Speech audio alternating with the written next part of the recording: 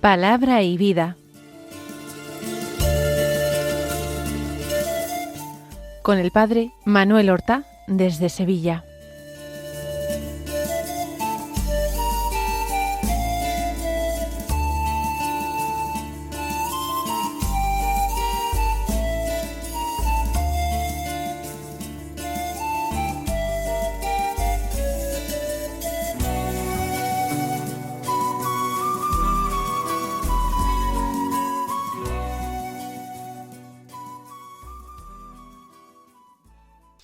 En el nombre del Padre, y del Hijo, y del Espíritu Santo.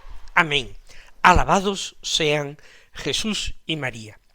Muy buenos días, queridos amigos, oyentes de Radio María y seguidores del programa Palabra y Vida. Hoy es el lunes de la 27ª semana del tiempo ordinario. Este lunes es 6 de octubre. El 6 de octubre la Iglesia celebra la memoria de San Bruno, el fundador de los cartujos. Nació en Colonia, en Alemania, hacia el año 1035. Estudió en Francia, París, en Reims, lo encontramos en Reims, formando parte del cabildo catedral.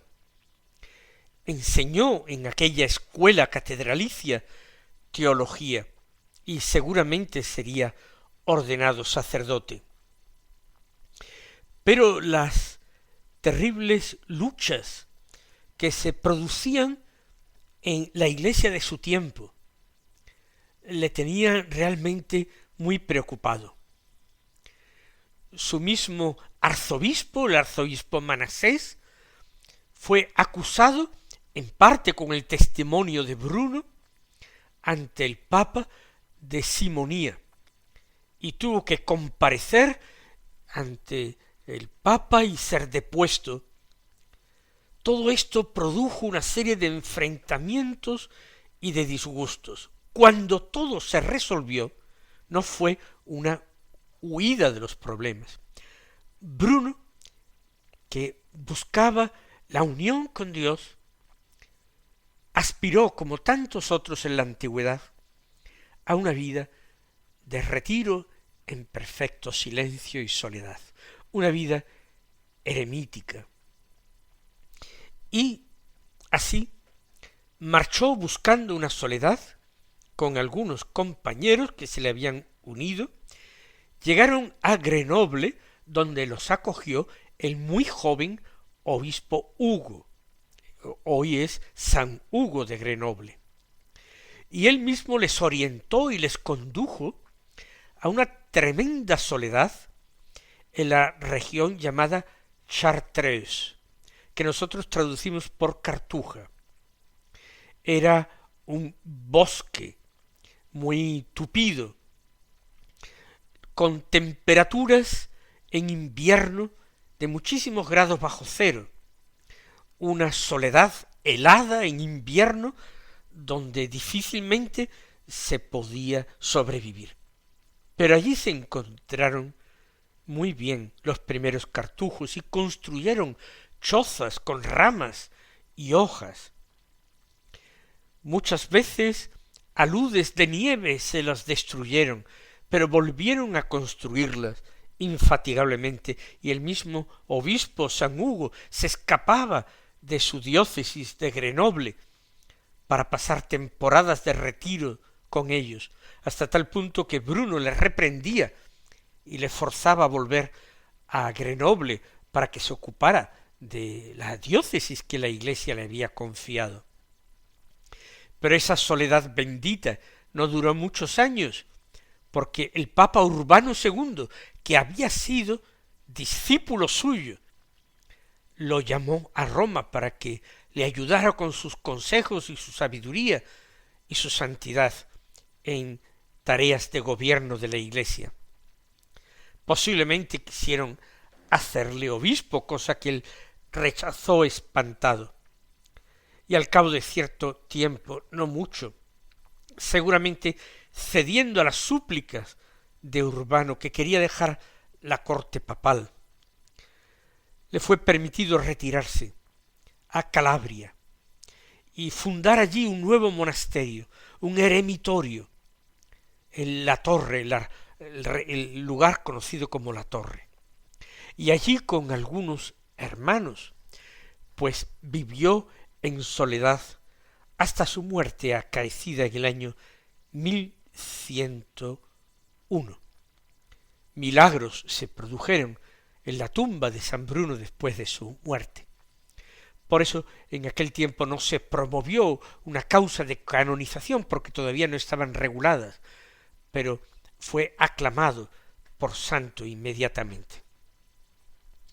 Pues este es San Bruno, y pedimos al Señor gracia para imitar su gran, hondo, profundo espíritu de oración y su amor por la soledad y el silencio, que son compañeros de la oración. Ahora vamos a escuchar el Evangelio de la Misa, que ya sabemos que es de San Lucas. Estamos ahora leyendo este Evangelio de forma continuada. Del capítulo 10, los versículos 25 al 37, que dicen así: En aquel tiempo se levantó un maestro de la ley y preguntó a Jesús para ponerlo a prueba: Maestro, ¿qué tengo que hacer para heredar la vida eterna? Él le dijo: ¿Qué está escrito en la ley? ¿Qué lees en ella? Él respondió: Amarás al Señor tu Dios con todo tu corazón y con toda tu alma y con toda tu fuerza y con toda tu mente y a tu prójimo como a ti mismo. Él le dijo: Has respondido correctamente. Haz esto y tendrás la vida. Pero el maestro de la ley, queriendo justificarse, dijo a Jesús: ¿Y quién es mi prójimo? Respondió Jesús diciendo: Un hombre bajaba de Jerusalén a Jericó, cayó en manos de unos bandidos que lo desnudaron, lo molieron a palos y se marcharon dejándolo medio muerto. Por casualidad, un sacerdote bajaba por aquel camino y al verlo dio un rodeo y pasó de largo. Y lo mismo hizo un levita que llegó a aquel sitio. Al verlo dio un rodeo y pasó de largo. Pero un samaritano que iba de viaje llegó a donde estaba él, y al verlo se compadeció, y acercándose le vendó las heridas, echándoles aceite y vino, y montándolo en su propia cabalgadura, lo llevó a una posada y lo cuidó. Al día siguiente, sacando 2 denarios, se los dio al posadero, y le dijo: Cuida de él, y lo que gastes de más, yo te lo pagaré cuando vuelva. ¿Cuál de estos 3 te parece que ha sido prójimo del que cayó en manos de los bandidos? Él dijo: El que practicó la misericordia con él. Jesús le dijo: Anda y haz tú lo mismo. Llama la atención aquella pregunta formulada por el maestro de la ley: ¿que qué tiene que hacer para heredar la vida eterna? ¿Y era él maestro en Israel y maestro de la ley? Se ve claramente que la intención que abrigaba no era una buena intención. Utilizaba incluso la ley de Dios, que había sido dada por ministerio de ángeles, una ley santa, la aprovechaba para intentar acabar con Jesús. No porque Jesús dijera cosas malas, sino porque mostraba en sus palabras y en sus obras una libertad, un realismo profundo, una comprensión envidiable del corazón humano en todo lo que tiene de oscuro, de tenebroso, y también en todo lo que en él brilla con ansias de luz, de salvación y de vida. Por eso el maestro de la ley pregunta a Jesús para ponerle a prueba, una pregunta obvia. Tan obvia es la respuesta que Jesús contesta con otra pregunta: ¿qué está escrito en la ley? ¿Qué lees en ella? Tú que eres maestro. Y el otro enuncia pues el Shema, amarás al Señor tu Dios con todo tu corazón, con toda tu alma, con toda tu fuerza, y añade y con toda tu mente. Y añade también y a tu prójimo como a ti mismo. No está en el mismo lugar, no está en la Shema, no está allí, pero sí se habla del amor al prójimo. Un prójimo que es el miembro del pueblo de Dios. Los prójimos no eran todos los hombres, sino aquellos hombres que pertenecían a nuestro pueblo, que profesaban nuestra religión, que tenían nuestros valores, que habían crecido hablando nuestra propia lengua y teniendo nuestra misma cultura. Era un concepto de prójimo mucho más limitado que el que nosotros hoy tenemos. Cuando contesta de una manera tan completa, Jesús le alaba, Jesús le dice que ha respondido correctamente y concluye, haz esto y tendrás vida.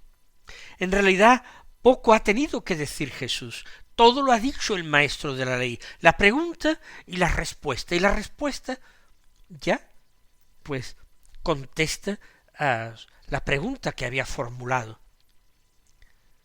Haz esto, tendrás la vida. Sin embargo, el maestro de la ley quiere justificarse. ¿Qué mala cosa es esta de andar con justificaciones? En vez de buscar la justicia, que es la santidad, que es la amistad con Dios, la relación con Él, en vez de buscar la verdad y la coherencia de vida, que todo eso es justicia, aquel hombre deja a un lado la justicia y quiere justificarse. Es decir, quiere quedar bien, a pesar de que sabe que no ha actuado bien, tratando de comprometer a un hombre inocente para tener de qué acusarlo si no respondía bien o como él esperaba. ¿Quién es mi prójimo? Pero aquello es permitido por Dios para que Jesús pueda dar una lección importantísima y nos aclare a nosotros que escuchamos el Evangelio, quién es nuestro prójimo. Jesús cuenta la parábola del buen samaritano. El hombre que bajaba de Jerusalén a Jericó se supone que es un judío, un miembro del pueblo santo. Pero el otro hombre, protagonista de la parábola, no es judío, es un samaritano. Y los samaritanos eran descendientes de aquella población de origen pagano que había sido deportada a Samaria para poblar la tierra, cultivarla, cuando los israelitas que habitaban en Samaria habían sido enviados al destierro. Era una población de origen no judío, aunque se habían visto forzados a adoptar algunas costumbres judías, algo de su cultura y también de su religión, aunque era una religión no vivida de una forma ortodoxa, pura.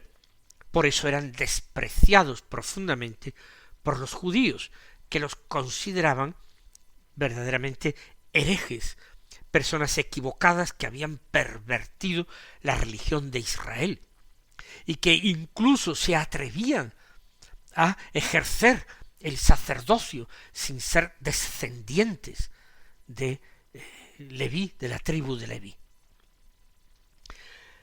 Pues aquel hombre, según Jesús en su historia, bajaba de Jerusalén a Jericó. Dos ámbitos bien distintos. Jerusalén es la ciudad santa, la ciudad donde se encuentra el templo y por tanto el culto legítimo. Jericó es una ciudad situada en el desierto, concretamente en un oasis del desierto de Judea, lugar de paso y de cruce de caravanas, una ciudad totalmente laica, sin las connotaciones religiosas que tenía Jerusalén. Esa bajada de Jerusalén a Jericó, Jesús viene a señalarnos que es peligrosa. ¿Por qué? Porque están apostados bandidos para tratar de robar a los ingenuos viajeros que caminan sin escolta, sin compañía, sin medios para defenderse. Si aquel hombre de Jerusalén a Jericó iba a hacer negocios, es posible que el dinero que llevara lo perdiera. Para nosotros, la vida ordinaria es una buena imagen de lo que es el camino de Jericó a Jerusalén. Nosotros bajamos también, sí, bajamos de nuestros buenos propósitos, de nuestras buenas intenciones, de nuestra hambre y sed de Dios, que con toda certeza tenemos que bajar a lo cotidiano, a un mundo que está totalmente secularizado, donde nada nos habla de Dios, donde aparentemente nada nos recuerda a Dios. Y entonces tenemos el peligro de ser robados y de ser heridos. Robados y heridos por los enemigos de los hombres, por los ángeles caídos, por los demonios, que envidiosos de el ser humano, criatura tan amada por Dios, se complacen en intentar perderlos, y si no es posible, al menos atormentarlos. Hay que precaverse bien, comenzar bien el día con la oración, con el recuerdo de Dios, con el ofrecimiento de nuestras obras, buscando esa protección de nuestro ángel de la guarda, de los santos nuestros amigos, de San Miguel Arcángel, la compañía, la cercanía de nuestra Madre, la Santísima Virgen, que jamás nos abandona. Pero no fue el caso de la parábola. Aquel hombre incauto cayó en manos de unos bandidos. Era un grupo, suelen actuar así. Lo desnudaron, le quitaron hasta la ropa que llevaba puesta, además de todos los otros bienes de su bolsa o de lo que él pudiera llevar. Lo molieron a palos y se marcharon dejándolo medio muerto. Quizás ese molerlo a palos era o porque no habían conseguido robarle lo que ellos esperaban y aquel hombre no llevaba tanto consigo, o bien querían de hecho darle muerte y acabar con testigos, y dejándolo en una soledad, apartado del camino, pensaron que terminaría muriendo, desangrado. No lo sabemos. Lo cierto es que hacen ambas cosas. Le roban hasta incluso desnudarle, es decir, totalmente, y al mismo tiempo lo muelen a palos, lo hieren, dejándolo medio muerto. Ahí está la situación. Y ahora, ¿quién baja por ese mismo camino? Un sacerdote. El sacerdote era un judío, descendiente de Leví al menos. Y a pesar de que la ley le llamaba prójimo, no se sintió obligado. Pensó quizás que tenía otras muchas cosas más urgentes que hacer. Y de hecho, para no encontrarse con él, habiéndolo divisado, dio un rodeo. No quería pasar el mal rato de ver de cerca sus heridas y su despojo. Dio un rodeo, pasó de largo, y lo sabía.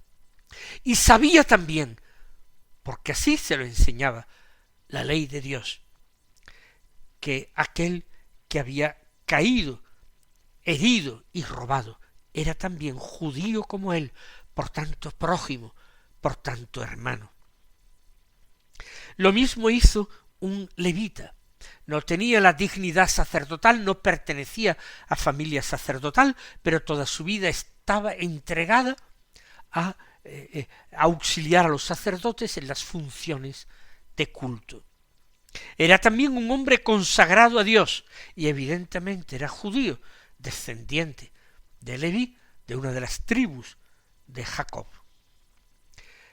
Pero ocurrió lo mismo. Después de percibir aquel mal encuentro que había tenido su hermano. Dio un rodeo para no pasar un mal rato viéndolo de cerca, y pasó de largo. También él sabía perfectamente que incumplía la ley de Dios, la ley de Moisés, y así actuaron. Así había un prójimo, sí, un hombre de esos a los que la ley llamaba prójimo y establecía: amarás a tu prójimo como a ti mismo. Evidentemente aquellas dos personas, significadas por su dedicación a las cosas de Dios, al culto divino, a ejercer, pues ofreciendo los sacrificios y todas las tareas de mantenimiento del templo, todas estas personas que vivían cerca de un ámbito sagrado, se alejaron. No sintieron al prójimo cercano, próximo, sino prefirieron mantenerlo a distancia. Singularmente un samaritano que pasó por allí y que lo vio, no dio un rodeo, sino, dice el texto, acercándose. Fíjense las dos actitudes. Dio un rodeo acercándose. Acorta la distancia. No le importa ver la sangre y la pobreza y el abandono en que se encuentra este hombre. ¿Por qué? Porque lo considera su prójimo, su hermano, y eso que no lo era, porque no era samaritano como él, porque era un judío que seguramente hablaba mal de los samaritanos y los despreciaba por su origen, y sin embargo se acercó y le vendó las heridas y les echó aceite y vino, el aceite y del vino que él traía y que eran suyos, y luego lo montó en su cabalgadura, en la suya. Continuó el camino de pie, con tal de que ese hombre herido y abandonado pudiera salvarse.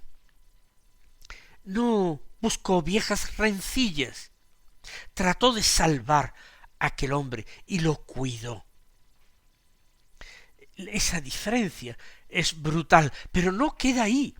Él claro que tenía que seguir su camino, hacer su trabajo o sus negocios, pero sacó antes 2 denarios y se los dio al posadero y le dijo: cuida de él, en mi nombre cuida de él, y lo que gastes de más, lo que sea, te lo pagaré cuando vuelva, cuando regrese hacia mi tierra. ¿Cuál es el que actuó como prójimo? Y aquel maestro de la ley respondió: el que practicó la misericordia con él. Lo sabía, en el fondo de su corazón lo sabía. Y Jesús le dijo: anda y haz tú lo mismo, porque agradar a Dios y vivir la religión pura y verdadera es practicar las obras, vivir el amor y la misericordia, y no simplemente estudiar textos o realizar ritos. Mis queridos hermanos, el Señor os colme de sus bendiciones y hasta mañana si Dios quiere.